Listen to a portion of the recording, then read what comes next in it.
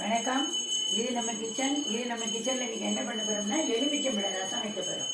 அதுக்கு என்ன பண்ணணுன்னாக்கா எலுமிச்சம்பழத்தை முதல்ல தனியாக பிழிஞ்சு அதில் ஒரு ஸ்பூன் சர்க்கரையும் உப்பையும் போட்டு தனியாக எடுத்து வச்சுக்கணும். அப்புறம் கசக்காமல் இருக்கும். அதுக்காக இதில் என்ன பண்ணுறோம்னா தக்காளி, பச்சை மிளகாய், மஞ்சள் பொடி, உப்பு இது எல்லாத்தையும் போட்டுட்டு கொஞ்சம் கருவேப்பிலை, கொத்தமல்லியை போட்டுட்டு நல்லா தேவையான அளவு நல்லா ஒரு 1.5 லிட்டர் அளவுக்கு ஜலத்தை விட்டு நல்லா கொதிக்க வச்சு இந்த தக்காளி, பச்சை மிளகாயெல்லாம் நல்லா வெந்ததுக்கு அப்புறம் தோரம்பருப்பு இந்தமாரி நல்லா வேக வச்சு இந்தமாரி நல்லா கரைச்சி வச்சுக்கணும்.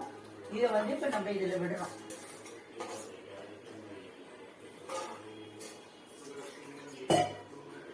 இது நல்லா நுழைச்சி வர அளவுக்கும் நம்ம வெயிட் பண்ணணும்.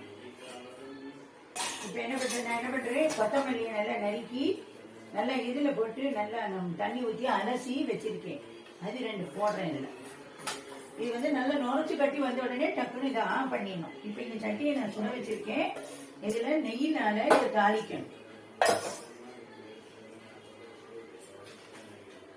தாளிச்சிட்டு நம்மளுக்கு தேவையான அளவு கடுகு போட்டு கடுகு வெடித்து விடணும்.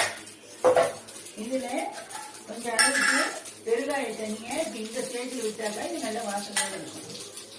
இப்போ இது வெடிச்சிருச்சு. அதனால நம்ம இப்போ ஆஃப் பண்ணுறோம். ஆஃப் பண்ணிட்டு இந்த நெய்யில் தாளித்த கடுகை இதில் கட்டுறோம்.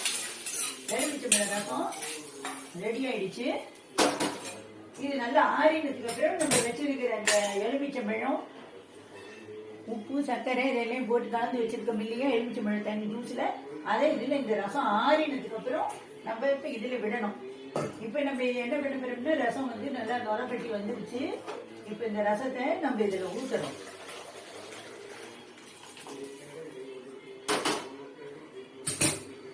இப்போ இதை நம்ம சர்விங் டிஷ்ஷுக்கு தேவையான அளவுக்கு மாற்றிக்கிறோம்.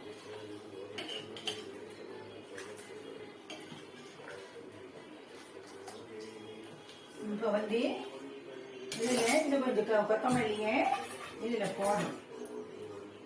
இப்போ எலுமிச்சம்பழ ரசம் ரெடி. நீங்களும் இதேமாரி பண்ணி பாருங்க.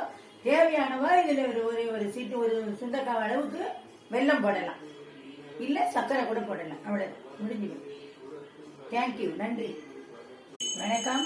இது நம்ம கிச்சனில் இன்னைக்கு என்ன பண்ண போகிறோம்னா எலுமிச்சம்பழ ரசம் வைக்க போகிறோம்.